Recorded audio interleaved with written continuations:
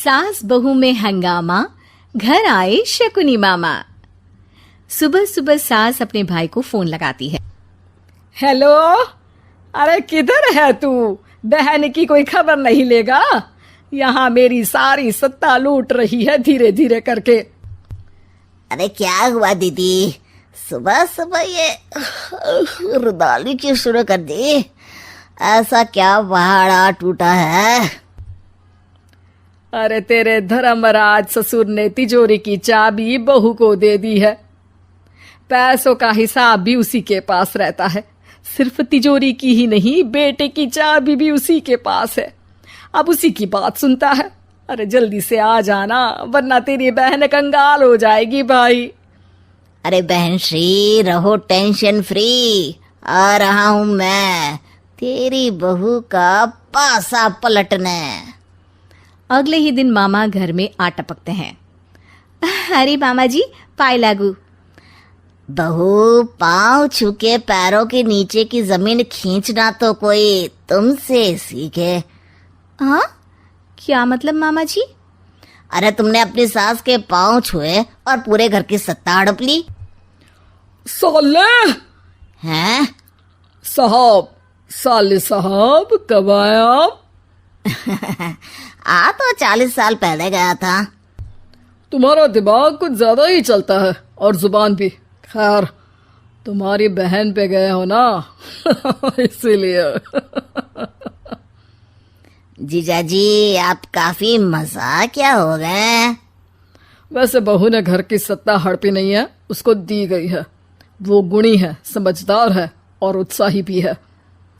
एक किताब भी लिख दीजिए ना अपनी बहू की तारीफ में जीजाजी। तभी सास वहां आ जाती है। अरे भाई, मेरे भाई आ गया तू। आजा आजा आजा, तेरे लिए पकवान बनाए हैं मैंने। हाँ हाँ साले साहब, खाइए। आपके घर में तो मिलते नहीं होंगे पकवान। क्या मतलब? मतलब आपके घर में आपकी बहन थोड़ी ना रहती है, उनके हाथ के पकवान थोड़ी ना मिलते होंगे, यही कह रहे थे ना ससुर जी? हाँ बहू, यही कह रहा था मैं।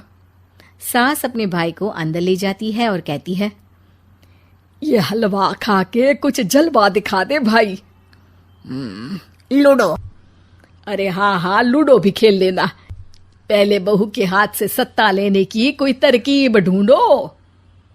लूडो खेलेंगे, जो जीतेगा सत्ता उसकी। अरे पर मुझे तो खेलना ही नहीं आता। तू बस चाल चलना, पासे तो मैं फेंकूंगा और मेरे हाथ से फेंका गया पासा मेरी मर्जी के खिलाफ नहीं आता। अरे लेकिन तेरे जीजाजी रहेंगे तो ये काम कैसे होगा? हर रविवार जीजाजी शाम को अपने दोस्तों के साथ बैठने जाते हैं। वहाँ उनकी महफिल जमेगी और यहाँ बहू के महफिल उजड़ जाएगी। अरे एक नंबर का खमीना है तू। जैसी दुनिया वैसे हम बहना। रविवार की रात सास, बहू, बेटा और सास का भाई एक साथ बैठे हुए होते हैं। अरे थोड़ा मनोरंजन हो जाए तो मजा आ जाए। हाँ हाँ, लूडो खेलते हैं। अरे वाह, बहुत अच्छा आइडिया है। हाँ हाँ, हम 4 लोग हैं, आराम से खेल सकते हैं। लूडो एक ऐसा खेल है जो खेलने से ज्यादा देखने में मजा आता है। तो भांजे, तुम और हम बस देखेंगे। यानी सास और बहू में होगा मुकाबला। आ जाओ, देखते हैं किसमें कितना है दम।